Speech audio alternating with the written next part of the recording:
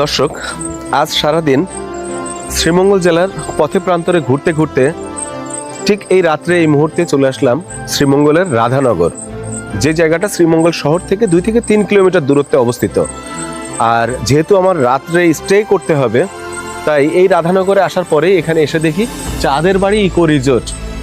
আপনারা এখানে দেখতে পাচ্ছেন যে চাঁদের বাড়ি ইকো রিজোর্ট, আর ঠিক তার সামনেই আমরা আকাশে একটা চাঁদও দেখতে পাচ্ছি। তো এই বিষয়টা আমাকে আসলে মনটাকে একটু ভিন্নভাবে একটু উপস্থাপন করে ফেলছে, আর ভালো লাগছে নিজের কাছে যে চাঁদও আছে, আবার চাঁদের বাড়ির ইকো রিজোর্ট। তো তাই মন স্থির করে ফেললাম আজকে এখানেই আমি স্টে করব। আমি আপনাদের এই চাঁদের বাড়ি ইকো রিজোর্টের রুমের ফ্যাসিলিটি সহ কি কি সুযোগ সুবিধা এখানে আছে প্রতিটা বিষয় আপনাদের সামনে তুলে ধরার চেষ্টা করব। চলুন শুরু করা যাক।